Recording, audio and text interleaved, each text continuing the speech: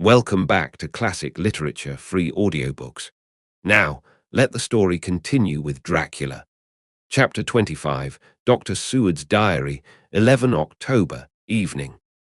Jonathan Harker has asked me to note this, as he says he is hardly equal to the task, and he wants an exact record kept. I think that none of us were surprised when we were asked to see Mrs. Harker a little before the time of sunset. We have of late come to understand that sunrise and sunset are to her times of peculiar freedom, when her old self can be manifest without any controlling force subduing or restraining her, or inciting her to action. This mood or condition begins some half hour or more before actual sunrise or sunset, and lasts till either the sun is high, or whilst the clouds are still aglow with the rays streaming above the horizon.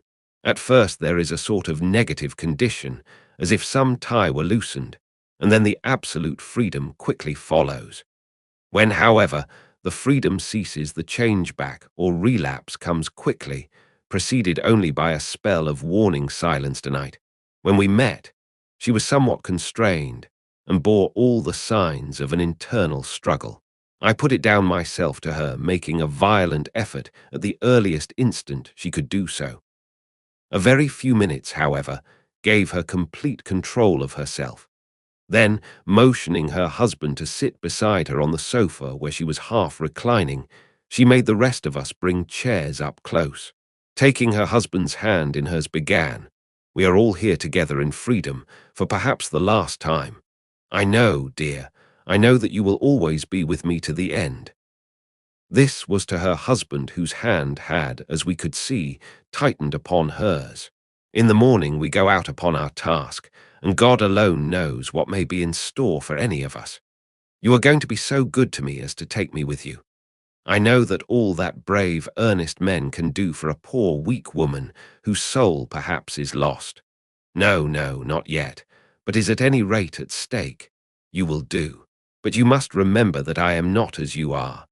There is a poison in my blood, in my soul, which may destroy me, which must destroy me, unless some relief comes to us. Oh, my friends, you know as well as I do that my soul is at stake, and though I know there is one way out for me, you must not and I must not take it. She looked appealingly to us all in turn, beginning and ending with her husband. "What is that way?" asked Van Helsing in a hoarse voice. "What is that way which we must not, may not, take? That I may die now, either by my own hand or that of another, before the greater evil is entirely wrought. I know, and you know, that were I once dead you could, and would set free my immortal spirit, even as you did my poor Lucy's. Were death, or the fear of death, the only thing that stood in the way, I would not shrink to die here now, amidst the friends who love me. But death is not all. I cannot believe that to die in such a case, when there is hope before us and a bitter task to be done, is God's will. Therefore, I, on my part, give up here the certainty of eternal rest, and go out into the dark where may be the blackest things that the world or the netherworld holds." We were all silent, for we knew instinctively that this was only a prelude. The faces of the others were set, and Harker's grew ashen grey. Perhaps he guessed better than any of us what was coming. She continued, "This is what I can give into the hotch-pot." I could not but note the quaint legal phrase which she used in such a place, and with all seriousness. "What will each of you give? Your lives, I know," she went on quickly. "That is easy for brave men. Your lives are God's, and you can give them back to him, but what will you give to me?" She looked again questioningly, but this time avoided her husband's face. Quincy seemed to understand. He nodded, and her face lit up. "Then I shall tell you plainly what I want, for there must be no doubtful matter in this connection between us now. You must promise me, one and all, even you, my beloved husband, that should the time come, you will kill me." "What is that time?" The voice was Quincy's, but it was low and strained. "When you shall be convinced that I am so changed that it is better that I die than I may live. When I am thus dead in the flesh, then you will, without a moment's delay, drive a stake through me and cut off my head, or do whatever else may be wanting to give me rest." Quincy was the first to rise after the pause. He knelt down before her, and taking her hand in his said solemnly, "Only a rough fellow, who hasn't, perhaps, lived as a man should to win such a distinction.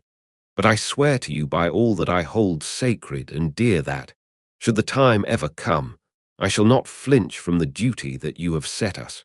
And I promise you, too, that I shall make all certain, for if I am only doubtful I shall take it that the time has come, my true friend," was all she could say amid her fast-falling tears, as, bending over, she kissed his hand.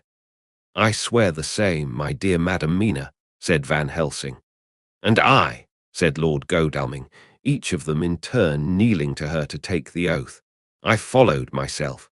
Then her husband turned to her one-eyed, and with a greenish pallor which subdued the snowy whiteness of his hair, and asked, "And must I, too, make such a promise, O my wife?" "You too, my dearest," she said, with infinite yearning of pity in her voice and eyes. "You must not shrink. You are nearest and dearest, and all the world to me. Our souls are knit into one, for all life and all time. Think, dear, that there have been times when brave men have killed their wives and their womenkind to keep them from falling into the hands of the enemy. Their hands did not falter any the more, because those that they loved implored them to slay them. It is men's duty towards those whom they love, in such times of sore trial. And oh, my dear, if it is to be that I must meet death at any hand, let it be at the hand of him that loves me best. Dr. Van Helsing, I have not forgotten your mercy in poor Lucy's case to him who loved." She stopped with a flying blush and changed her phrase. "To him who had best right to give her peace. If that time shall come again, I look to you to make it a happy memory of my husband's life, that it was his loving hand which set me free from the awful thrall upon me." "Again I swear," came the professor's resonant voice. Mrs. Harker smiled, positively smiled, as with a sigh of relief she leaned back and said, "And now one word of warning, a warning which you must never forget. This time, if it ever come, may come quickly and unexpectedly, and in such case you must lose no time in using your opportunity. At such a time I myself might be, nay, if the time ever comes shall be, leagued with your enemy against you. One more request." She became very solemn as she said this. "It is not vital and necessary like the other, but I want you to do one thing for me, if you will." We all acquiesced, but no one spoke. There was no need to speak. "I want you to read the burial service." She was interrupted by a deep groan from her husband. Taking his hand in hers, she held it over her heart and continued, "You must read it over me some day. Whatever may be the issue of all this fearful state of things, it will be a sweet thought to all or some of us. You, my dearest, will I hope read it, for then it will be in your voice in my memory forever, come what may." "But oh, my dear one," he pleaded, "death is afar off from you." "Nay," she said, holding up a warning hand. "I am deeper in death at this moment than if the weight of an earthly grave lay heavy upon me." "Oh, my wife, must I read it?" he said before he began. "It would comfort me, my husband," was all she said, and he began to read when she had got the book ready. How could anyone, tell of that strange scene, its solemnity, its gloom, its sadness, its horror, and withal its sweetness? Even a skeptic, who can see nothing but a travesty of bitter truth in anything holy or emotional, would have been melted to the heart had he seen that little group of loving and devoted friends kneeling round that stricken and sorrowing lady, or heard the tender passion of her husband's voice, as in tones so broken with emotion that often he had to pause, he read the simple and beautiful service from the burial of the dead. I cannot go on words, and V-voice, F fail me. She was right in her instinct. Strange as it all was, bizarre as it may hereafter seem even to us who felt its potent influence at the time, it comforted us much. And the silence, which showed Mrs. Harker's coming relapse from her freedom of soul, did not seem so full of despair to any of us as we had dreaded Jonathan Harker's Journal 15 October, Varna. We left Charing Cross on the morning of the 12th, got to Paris the same night, and took the places secured for us in the Orient Express. We travelled night and day, arriving here at about 5 o'clock.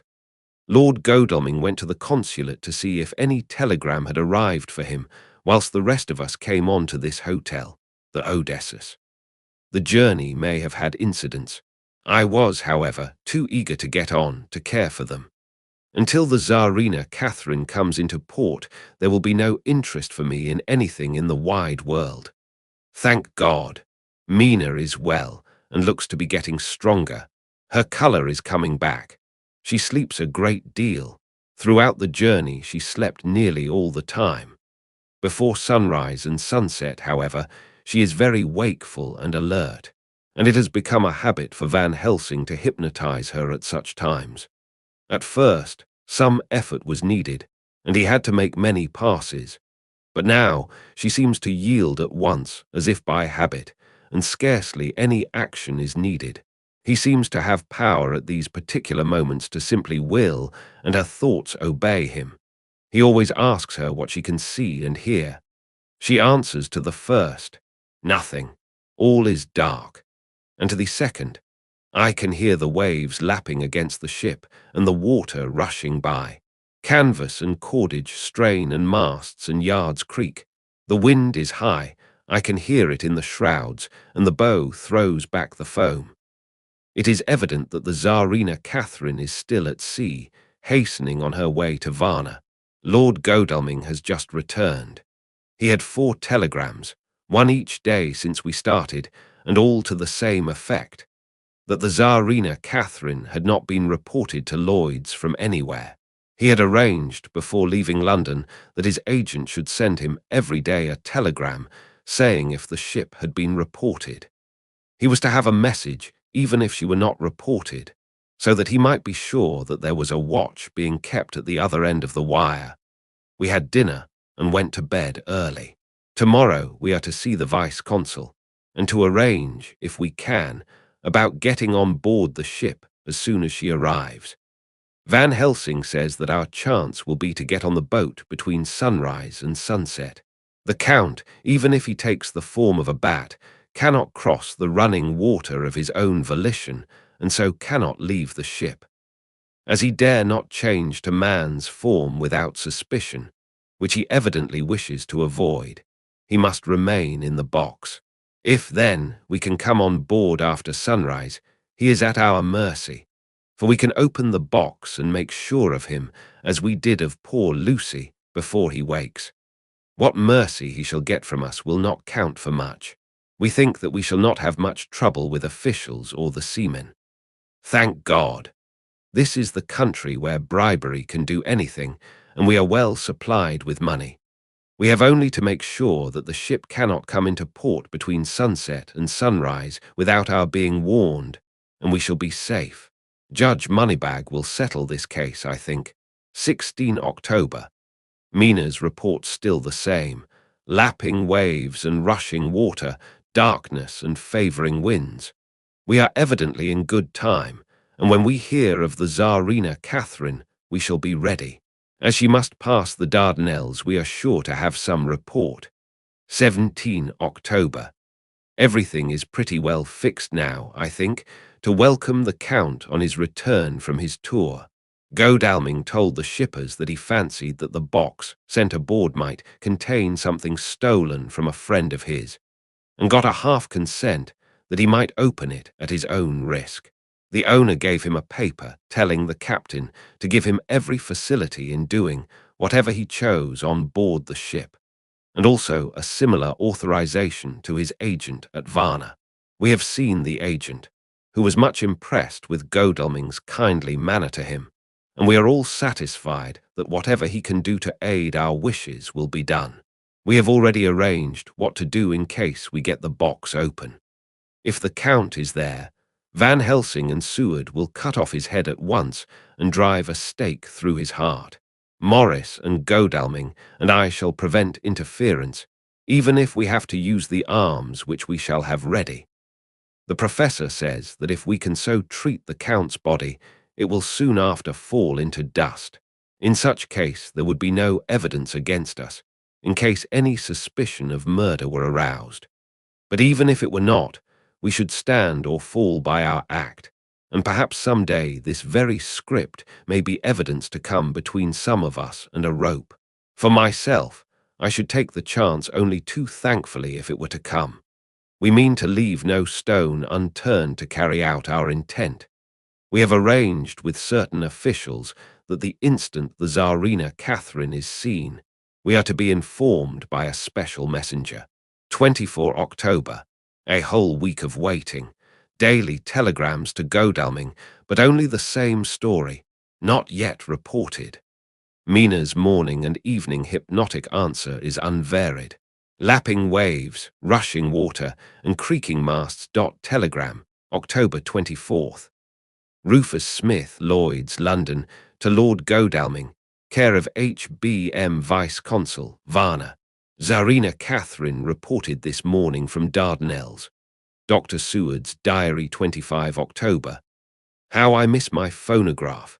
To write diary with a pen is irksome to me, but Van Helsing says I must. We were all wild with excitement yesterday when Godalming got his telegram from Lloyd's. I know now what men feel in battle when the call to action is heard. Mrs. Harker, alone of our party, did not show any signs of emotion. After all, it is not strange that she did not, for we took special care not to let her know anything about it, and we all tried not to show any excitement when we were in her presence. In old days she would, I am sure, have noticed, no matter how we might have tried to conceal it. But in this way she is greatly changed during the past 3 weeks. The lethargy grows upon her, and though she seems strong and well, and is getting back some of her colour, Van Helsing and I are not satisfied. We talk of her often. We have not, however, said a word to the others. It would break poor Harker's heart, certainly his nerve, if he knew that we had even a suspicion on the subject.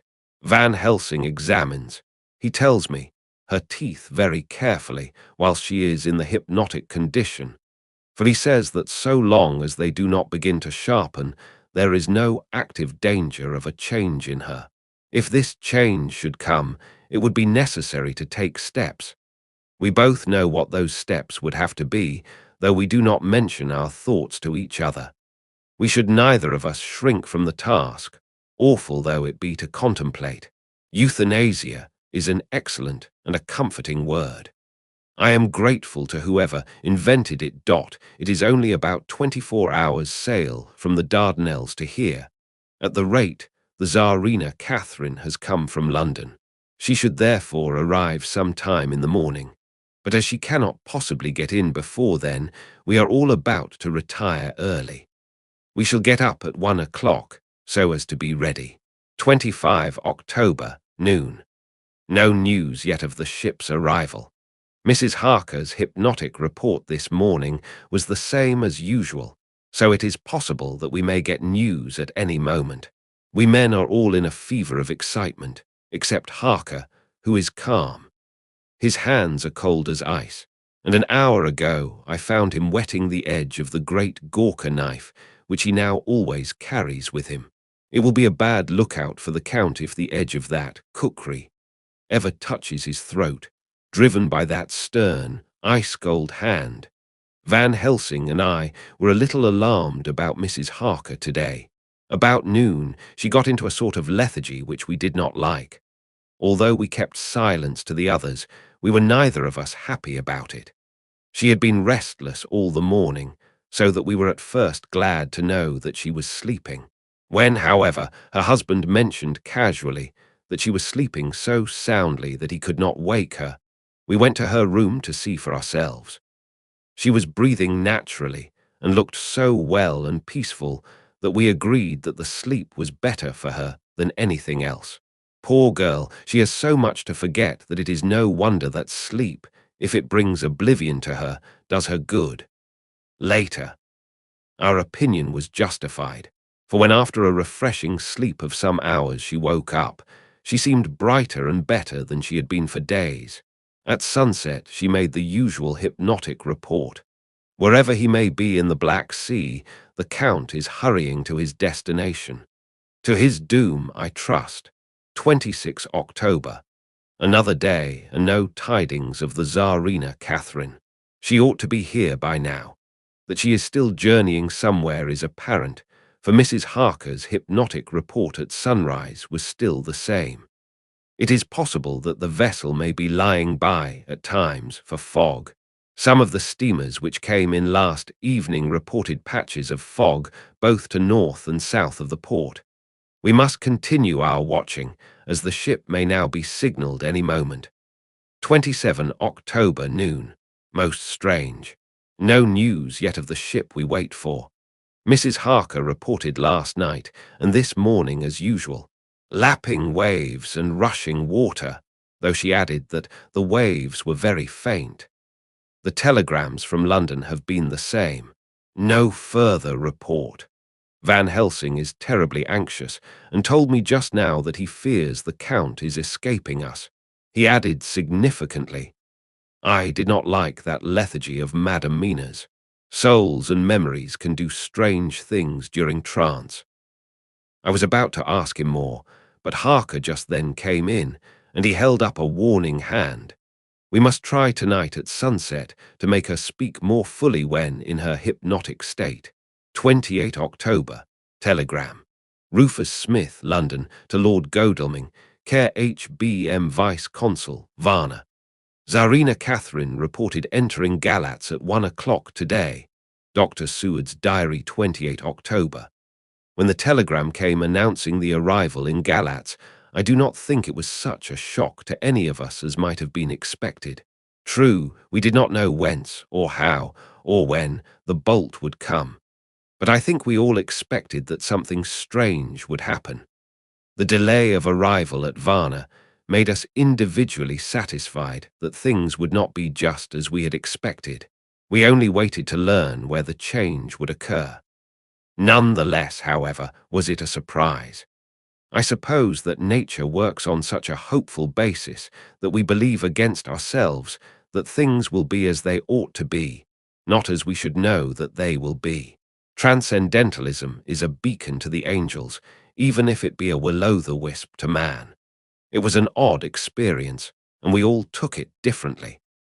Van Helsing raised his hand over his head for a moment, as though in remonstrance with the Almighty, but he said not a word, and in a few seconds stood up with his face sternly set. Lord Godalming grew very pale and sat breathing heavily. I was myself half stunned, and looked in wonder at one after another. Quincy Morris tightened his belt with that quick movement which I knew so well. In our old wandering days it meant action. Mrs. Harker grew ghastly white, so that the scar on her forehead seemed to burn, but she folded her hands meekly and looked up in prayer. Harker smiled, actually smiled, the dark, bitter smile of one who is without hope. But at the same time his action belied his words, for his hands instinctively sought the hilt of the great cookery knife and rested there. "When does the next train start for Galatz?" said Van Helsing to us generally. "At 6:30 tomorrow morning." We all started, for the answer came from Mrs. Harker. "How on earth do you know?" said Art. "You forget, or perhaps you do not know, though Jonathan does, and so does Dr. Van Helsing, that I am the train fiend. At home in Exeter, I always used to make up the timetables, so as to be helpful to my husband. I found it so useful sometimes that I always make a study of the timetables now. I knew that if anything were to take us to Castle Dracula, we should go by Galatz, or at any rate through Bucharest, so I learned the times very carefully. Unhappily, there are not many to learn, as the only train tomorrow leaves, as I say." "Wonderful woman," murmured the professor. "Can't we get a special?" asked Lord Godalming. Van Helsing shook his head. "I fear not. This land is very different from yours or mine. Even if we did have a special, it would probably not arrive as soon as our regular train. Moreover, we have something to prepare. We must think. Now let us organize. You, friend Arthur, go to the train and get the tickets and arrange that all be ready for us to go in the morning. Do you, friend Jonathan, go to the agent of the ship and get from him letters to the agent in Galatz, with authority to make search the ship just as it was here. Maurice Quincy, you see the vice-consul, and get his aid with his fellow in Galatz, and all he can do to make our way smooth, so that no times be lost when over the Danube. John will stay with Madam Mina and me, and we shall consult. For so if time be long you may be delayed, and it will not matter when the sun set, since I am here with Madam to make report.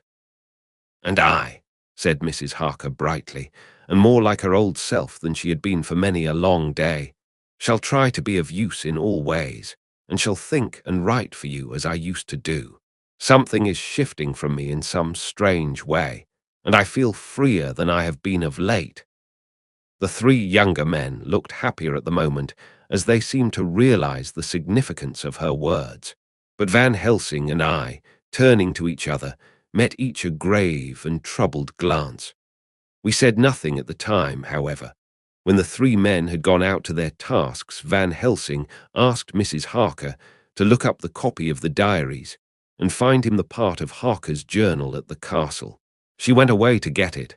When the door was shut upon her, he said to me, "We mean the same. Speak out. There is some change. It is a hope that makes me sick, for it may deceive us." Quite so. Do you know why I asked her to get the manuscript? No, said I, unless it was to get an opportunity of seeing me alone. You are in part right, friend John, but only in part. I want to tell you something. And oh, my friend, I am taking a terrible risk, but I believe it is right. In the moment when Madam Mina said those words that arrest both our understanding, an inspiration came to me. In the trance of 3 days ago, the Count sent her his spirit to read her mind. Or more like, he took her to see him in his earth box in the ship, with water rushing, just as it go free at rise and set of sun. He learned then that we are here, for she have more to tell in her open life with eyes to see and ears to hear than he, shut, as he is, in his coffin box. Now he make his most effort to escape us. At present he want her not. He is sure with his so great knowledge that she will come at his call, but he cut her off, take her, as he can do, out of his own power, that so she come not to him. Ah, there I have hope that our man-brains that have been of man so long, and that have not lost the grace of God, will come higher than his child-brain that lie in his tomb for centuries, that grow not yet to our stature, and that do only work selfish, and therefore small. Here comes Madam Mina, not a word to her of her trance. She know it not, and it would overwhelm her and make despair just when we want all her hope, all her courage, when most we want all her great brain, which is trained like man's brain, but is of sweet woman and have a special power which the Count give her, and which he may not take away altogether, though he think not so. Hush! Let me speak, and you shall learn. Oh, John, my friend, we are in awful straits, I fear, as I never feared before. We can only trust the good God. Silence. Here she comes. I thought that the professor was going to break down and have hysterics, just as he had when Lucy died. But with a great effort he controlled himself and was at perfect nervous poise when Mrs. Harker tripped into the room, bright and happy-looking, and in the doing of work, seemingly forgetful of her misery. As she came in, she handed a number of sheets of typewriting to Van Helsing. He looked over them gravely, his face brightening up as he read. Then, holding the pages between his finger and thumb, he said, "Friend John, to you with so much of experience already, and you, too, dear Madam Mina, that are young, here is a lesson. Do not fear ever to think. A half-thought has been buzzing often in my brain, but I fear to let him loose his wings. Here now, with more knowledge, I go back to where that half-thought come from, and I find that he be no half-thought at all. That be a whole thought, though so young that he is not yet strong to use his little wings. Nay, like the ugly duck of my friend Hans Andersen, he be no duck thought at all, but a big swan thought that sail nobly on big wings, when the time come for him to try them. See, I read here what Jonathan have written. That other of his race who, in a later age, again and again, brought his forces over the great river into Turkey land, who, when he was beaten back, came again, and again, and again, though he had to come alone from the bloody field where his troops were being slaughtered, since he knew that he alone could ultimately triumph. What does this tell us? Not much. No. The Count's child thought see nothing, therefore he speaks so free. Your man thought see nothing, my man thought see nothing, till just now. No, but there comes another word from someone who speak without thought, because she, too, know not what it might mean. Just as there are elements which rest, yet when in nature's course they move on their way and they touch, then poof. And there comes a flash of light, heaven-wide, that blind and kill and destroy some, but that show up all earth below for leagues and leagues. Is it not so? Well, I shall explain. To begin, have you ever studied the philosophy of crime? Yes and no. You, John, yes, for it is a study of insanity. You know, Madam Mina, for crime touch you not but once. Still, your mind works true, and argues not a particulari ad universal. There is this peculiarity in criminals. It is so constant, in all countries and at all times, that even police, who know not much from philosophy, come to know it empirically that it is. That is to be empiric. The criminal always work at one crime. That is the true criminal who seems predestinate to crime, and who will of none other. This criminal has not full man brain. He is clever and cunning and resourceful, but he be not of man's stature as to brain. He be of child brain in much. Now this criminal of ours is predestinate to crime also. He, too, have child brain, and it is of the child to do what he have done. The little bird, the little fish, the little animal learn not by principle, but empirically. And when he learn to do, then there is to him the ground to start from to do more. Do's poo stow, said Archimedes. Give me a fulcrum, and I shall move the world. To do once is the fulcrum whereby child brain become man brain, and until he have the purpose to do more, he continue to do the same again every time, just as he have done before. Oh, my dear, I see that your eyes are opened, and that to you the lightning flash show all the leagues. For Mrs. Harker began to clap her hands and her eyes sparkled. He went on. Now you shall speak. Tell us two dry men of science what you see with those so bright eyes. He took her hand and held it while she spoke. His finger and thumb closed on her pulse, as I thought instinctively and unconsciously, as she spoke. The Count is a criminal, and of criminal type. Nordau and Lombroso would so classify him, and qua criminal he is of imperfectly formed mind. Thus, in a difficulty he has to seek resource in habit. His past is a clue, and the one page of it that we know, and that from his own lips, tells that once before, when in what Mr. Morris would call a tight place, he went back to his own country from the land he had tried to invade, and thence, without losing purpose, prepared himself for a new effort. He came again better equipped for his work, and won. So he came to London to invade a new land. He was beaten, and when all hope of success was lost and his existence in danger, he fled back over the sea to his home, just as formerly he had fled back over the Danube from Turkey land. Good, good. Oh, you so clever lady, said Van Helsing enthusiastically, as he stooped and kissed her hand. A moment later he said to me, as calmly as though we had been having a sick-room consultation, 72 only, and in all this excitement, I have hope. Turning to her again, he said with keen expectation, but go on, go on. There is more to tell if you will. Be not afraid. John and I know. I do in any case, and shall tell you if you are right. Speak without fear.